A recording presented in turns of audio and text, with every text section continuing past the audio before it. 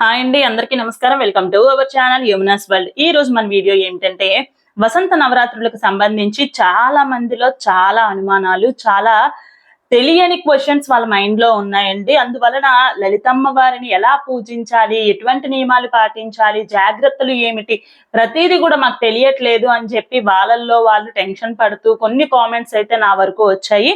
నేనైతే ఈ వీడియోలో ప్రతి కామెంట్ కి కూడా నేను రిప్లై ఇవ్వబోతున్నాను. అసలు నవరాత్రులు చెయ్యడానికి ఉన్నటువంటి ధర్మ సందేహాలన్నింటినీ కూడా ఈ వీడియోలో నేను మీకు తెలియజేయబోతున్నాను. వీడియోని అయితే ఎక్కడ స్కిప్ చేయకండి, పూర్తిగా చూడండి, అప్పుడే మీకు కంప్లీట్ గా అర్థమవుతుంది. ముందుగా మన ఛానల్ ఎవరైతే మొదటిసారి చూస్తూ ఉన్నారో వాళ్ళు తప్పకుండా సబ్స్క్రైబ్ చేసుకోండి, లైక్ చేయండి, షేర్ చేయండి.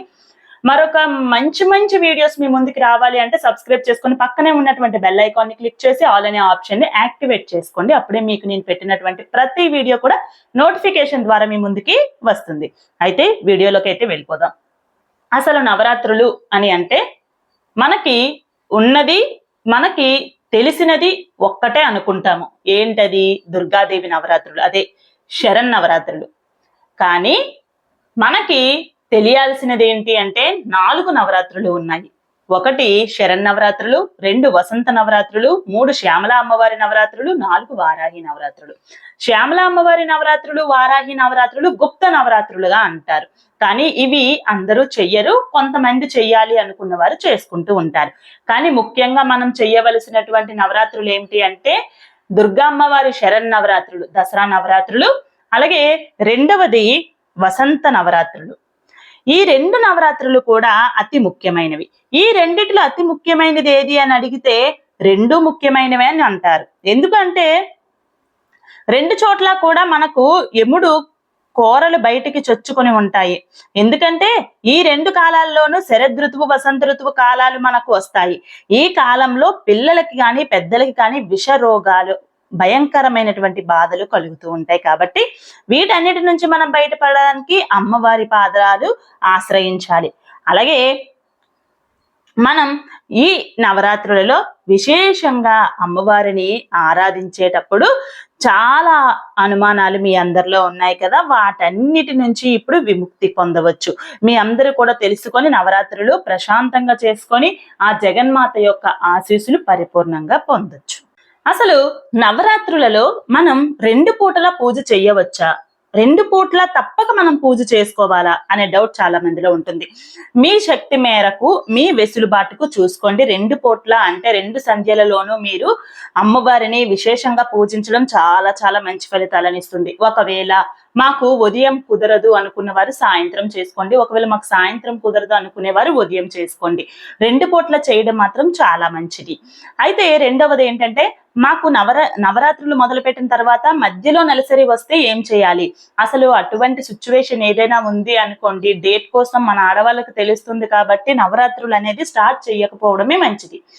మీరు ఎన్ని రోజులు మీకు సమయం కుదురుతుందో అన్ని రోజులు మీరు చక్కగా దీపారాధన చేసుకొని అమ్మవారి స్తోత్రాలు, నామాలు పఠించుకుంటూ ఉండండి.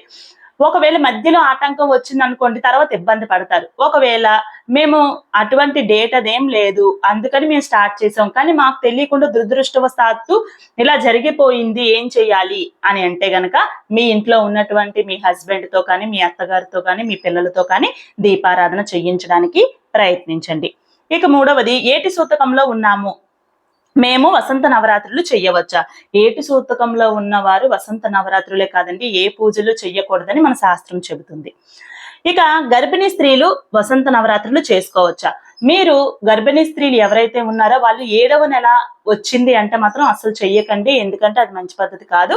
మీకు కూడా ఆరోగ్యానికి ఏవైనా ఇబ్బందులు కలుగుతాయి కాబట్టి మీరు చెయ్యవద్దు. మీరు అమ్మవారి ముందు కూర్చొని లలిత సహస్రనామం పారాయణం చేసుకోండి. ఇక ఉపవాసం ఉండాలా? ఉపవాసం అనేది నిత్యం ఈ 9 రోజులు ఉండాలా అంటే అది అసలు కాని పని. ఎందుకంటే మన ఆరోగ్యం కూడా చూసుకోవాలి. ఇప్పుడు ఉన్నటువంటి హెల్త్ సిచ్యువేషన్స్ ఎవరివి కూడా అంత పర్ఫెక్ట్ గా లేం. కాబట్టి మీరంతా కూడా ఏం చేయాలంటే సాత్వికమైనటువంటి ఆహారం తీసుకోండి. ఉల్లి, వెల్లుల్లి లాంటివి లేకుండా, నాన్ వెజ్ లాంటివి లేకుండా మీరు సాత్వికమైనటువంటి ఆహారం తీసుకుంటూ మీరు అమ్మవారిని విశేషంగా ఆరాధన చేసుకోవచ్చు. ఈ వసంత నవరాత్రి పూజను ఎవరెవరు చేసుకోవచ్చు అంటే ఎవరైనా చేసుకోవచ్చు. పిల్లల దగ్గర నుంచి ముసలి వాళ్ళు, వృద్ధుల వరకు కూడా ప్రతి ఒక్కరు కూడా చేసుకోవచ్చు. ఆడవాళ్ళు, మగవారు కూడా ఈ పూజను తప్పనిసరిగా చేసుకోవచ్చు. నవరాత్రి పూజ ఉభయ సంధ్యల్లో చెయ్యాలని చెప్తారు. అయితే మరి ఉదయం ఏ సమయానికి చెయ్యాలి, సాయంత్రం ఏ సమయానికి చెయ్యాలి అంటే అది కూడా తెలుసుకుందాం. ఒకవేళ 2 పూట్ల కుదరని వారు ఏదో ఒక పూట చేయండి. 2 పూట్ల కుదిరి హ్యాపీగా చేసుకుంటాం అనుకునే వారు చేసుకోవచ్చు. ఉదయం అయితే సుమారుగా 10 గంటల లోపు మీరు చేసుకోవడానికి ప్రయత్నించండి. అలాగే సాయంత్రం పూట అయితే సంధ్యా సమయాన్ని చేసుకునే వాళ్ళు ఏంటంటే ఈ రాత్రి వేళ ఈ నవరాత్రి పూజ చేయడం చాలా చాలా మంచి ఫలితాలు వస్తుంది. రాత్రిపూట చేసేవాళ్ళు 8 గంటల లోపు చేసుకోండి, 6 గంటల నుంచి. అయితే ఏ రోజున చేయాలి అంటే గనక కలశ స్థాపన మనం ఉగాది పండుగ రోజున కలశ స్థాపన చేసుకోవాలి. కలశ స్థాపన ఆనవాయితీ ఉన్న వాళ్ళు తప్పనిసరిగా చేసుకోండి. అది ఉగాది రోజున చేయవలసి ఉంటుంది. ఉదయం 10 గంటల లోపు చేసుకుంటే మంచిది. అలాగే కలశం ఆనవాయితీ లేని వాళ్ళు అమ్మవారి యొక్క చిత్రపటం ఫోటో పెట్టుకొని, ఏదైనా విగ్రహం మీ దగ్గర ఉన్నట్లయితే విగ్రహం పెట్టుకొని మీరు కలశ స్థాపన ఒకవేళ చేయాలనుకుంటే చేసుకోండి, లేదు అనుకుంటే మానేయండి. ఇలా మీరు ఫోటోతోను ప్రతిమతోను మీరు ఈ నవరాత్రుల పూజ చేసుకోవచ్చు.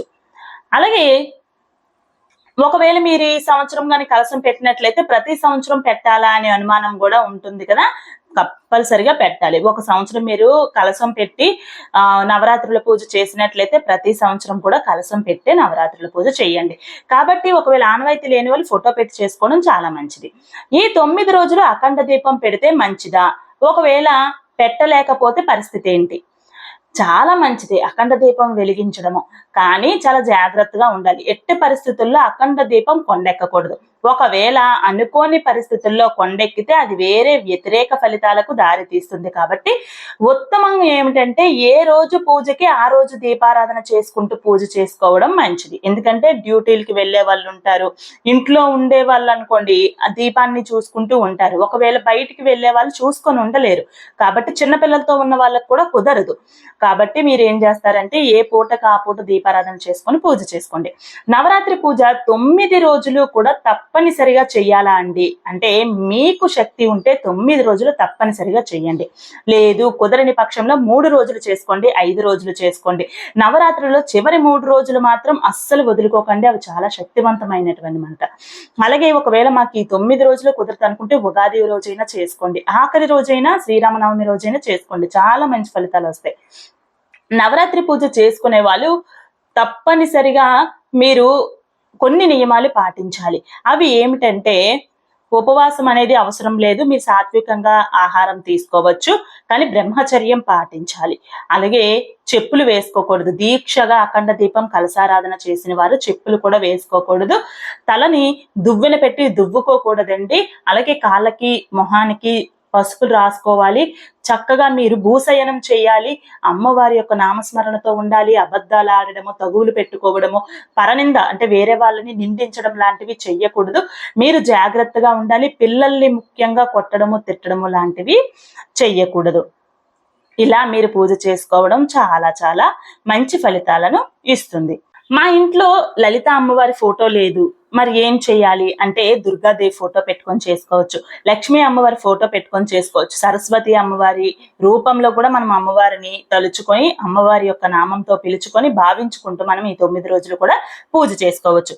ఈ 9 రోజులు అమ్మవారికి ఏ ఏ నైవేద్యాలు పెట్టాలి అంటే ఏ రోజున ఏ నైవేద్యం పెట్టాలి అనే డౌట్ మీ అందరికీ వస్తుంది. అయితే నేనేం చెప్తాను అని అంటే ఒక్కో రోజు ఒక్కో నైవేద్యం మీరే మీ ఇంట్లో మీ వెసులుబాటుకు, ఇంట్లో ఉన్న పరిస్థితులకు, మీ యొక్క టైం కేటాయించి మీరు చేసే సమయం బట్టి, మీ ఓపిక బట్టి ఏదైనా కూడా అమ్మవారికి పెట్టండి. కానీ బెల్లం పానకము, దానిమ్మ గింజలు మాత్రం పెట్టడం మర్చిపోవద్దు. ఒక్క బెల్లం ముక్క నివేదన చేసినా కూడా సరిపోతుంది. ఇలా మీరు భక్తి శ్రద్ధలతో అమ్మవారికి నవరాత్రుల పూజ చేసుకోండి, చాలా చాలా మంచి ఫలితాలు వస్తాయి. అయితే ఇక ఈ 9 రోజులు కూడా పూజ చేసిన తరువాత ఉద్యాపన ఏ రోజు చేసుకోవాలి అని అంటారు. నవరాత్రి పూజ ఎవరు ఎన్ని రోజులు చేసుకున్నా కూడా ఉద్యాపన మాత్రం 9వ రోజు చేయాల్సి ఉంటుంది. అంటే చైత్ర శుక్ల నవమి శ్రీరామనవమి రోజున ఉద్యాపన చెయ్యాలి. అది మీరు ఉదయం పూజ చేసుకున్న వాళ్ళైనా సరే, సాయంత్రం చేసుకున్న వాళ్ళైనా సరే అదే రోజు ఉద్యాపన తప్పనిసరిగా చేసేయండి. మీకు వీలు లేకుంటే కనుక ఆఖరి రోజున ఒక పెద్ద ముత్తైదువుని పిలిచి ఆవిడకు సువాసిని పూజ చేసుకోండి.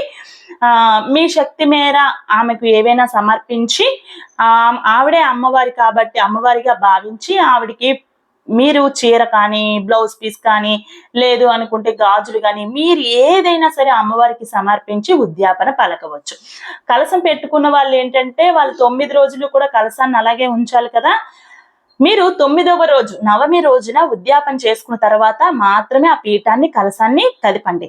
అఖండ దీపాన్ని కూడా అప్పుడే కదపండి. కలిపిన తర్వాత కలశంలోని నీళ్లు ఉంటాయి కదా, ఆ నీళ్లను ఏం చేయాలంటే మీరు అందులో కొంచెం ఒక తమలపాకుతో కానీ, ఒక పువ్వుతో కానీ ఇల్లంతా సంప్రోక్షణ చేయండి. ఆ నీళ్ళల్లోకి అమ్మవారి యొక్క శక్తి ఉంటుంది. 9 రోజుల పాటు కలశం ఉంటుంది కాబట్టి మిగతా నీళ్లు తులసి మొక్కకు కానీ, ఏదైనా పచ్చని చెట్టుకి కానీ పోయవచ్చు. అలాగే బ్లౌజ్ పీస్ మీరు వాడుకోవచ్చు. మీరు చక్కగా కుట్టించుకొని వేసుకోవచ్చు. కొబ్బరికాయతో తీపి పదార్థం ఏదైనా చేసి మీ ఇంట్లో వాళ్ళందరూ కూడా చక్కగా ప్రసాదంగా స్వీకరించండి. ఒకవేళ కొబ్బరికాయ ఏమైనా పాడైంది అనిపిస్తే పారే నీటిలో వదిలేయడానికి ప్రయత్నించండి. అమ్మవారికి మనం బట్టలు చీరలు అవి పెడతాం కదా, వాటిని మీరు ఎవరికైనా సమర్పించాలా లేదంటే మనం కట్టుకోవచ్చా అంటే మనం కట్టుకోవాలి. ఎందుకంటే అమ్మవారికి పెట్టినవి మనం మాత్రమే కట్టుకోవాలి, ఎవ్వరికి ఇవ్వకూడదు. నవరాత్రి పూజ చేసేటప్పుడు ఏ స్తోత్రాలు ఏ నామాలు చదువుకోవాలి అని అంటే లలితా సహస్రనామం చదివితే చాలా మంచిది. లలితా సహస్రనామాలు రాదండి అనుకునే వారు ఏంటంటే ఫోన్లోనైనా సరే ఆడియో పెట్టుకొని మీరు వినడానికి ప్రయత్నించండి. మనసు లగ్నం చేసి పూజ చేసుకోండి. ఏ పువ్వులతో పూజించాలి, ఏ పువ్వు అయినా కూడా పెట్టొచ్చు అమ్మవారికి. ఏ చీర కట్టాలి, ఇటువంటివన్నీ పక్కన పెట్టండి. మీరు మనస్ఫూర్తిగా చేసుకోవడానికి ప్రయత్నించండి అంతే. ఉద్వాసన చెప్పేటంత వరకు కూడా ప్రతిరోజు కూడా తలస్నానం ఎవరైనా చెయ్యలేము అనుకున్నట్లయితే ఒక పూట చెయ్యండి. మేము అది కూడా చెయ్యలేము అనుకుంటే మొదటి రోజు, 3వ రోజు, 5వ రోజు, ఆఖరి రోజు చేయడానికి ప్రయత్నించండి. ఇలా మీరు పూజ చేసుకుంటూ చక్కగా మీరు అమ్మవారికి మంగళకరమైనటువంటి వస్తువులను అమ్మవారికి సమర్పించండి. మీరు కూడా మంగళకరమైనటువంటి వస్తువులను వేసుకొని అమ్మవారి యొక్క పూజలు చేసుకోండి. ఇలా చేయడం వల్ల అమ్మవారు ఈ 9 రోజులు కూడా మనల్ని అనుగ్రహించి వెళ్తుంది. ఆఖరి రోజు 9 రోజులు మన పూజ అందుకొని మనకి ఆరోగ్యము, ఐశ్వర్యము, సౌభాగ్యాన్ని, వ్యాపార రీత్యా కానీ, ఉద్యోగ రీత్యా కానీ ఉన్నత స్థానాన్ని కల్పిస్తుంది, సంతానం కలిగిస్తుంది. ప్రతిదీ కూడా అమ్మవారి ఇచ్చి వెళుతుంది అని చెప్తూ ఉంటారు. మీకు ఇంకేమైనా డౌట్స్ ఉన్నట్లయితే నన్ను కామెంట్ సెక్షన్ లో అడగండి, తప్పకుండా నేను రిప్లై ఇస్తాను. వసంత నవరాత్రులు చెయ్యాలి అనుకునేవారు రేపటి నుంచే ఉగాది రోజు నుంచి శ్రీరామనవమి వరకు ఈ 9 రోజుల పాటు చేయవలసి ఉంటుంది. చాలా జాగ్రత్తగా చేసుకోండి. అమ్మవారిని భయపడుతూ అమ్మో ఇది చేస్తే ఏమైపోద్దో అనే ఆలోచన తెచ్చుకోకండి. మీరు చక్కగా మనస్ఫూర్తిగా భక్తి శ్రద్ధలతో చేయడానికి ప్రయత్నించండి. ఇంకే డౌట్స్ ఉన్నా కూడా నన్ను కామెంట్ సెక్షన్ లో అడగండి. నేను మీకు కామెంట్స్ లోనైనా సరే రిప్లై ఇస్తాను, లేదంటే కొత్త వీడియో అయినా చేసి పెడతాను. మీకు వీడియో అర్థమైంది అనుకుంటాను. మీరు మీ ఫ్యామిలీ మెంబర్స్ కి, మీ ఫ్రెండ్స్ కి అందరికి షేర్ చేయండి. మరొకరికి యూజ్ అవుతుంది కదా మీరు షేర్ చేయడం వల్ల. మరొక మంచి వీడియోతో మీ ముందుకు వస్తుంది మీ యమున. నమస్కారం.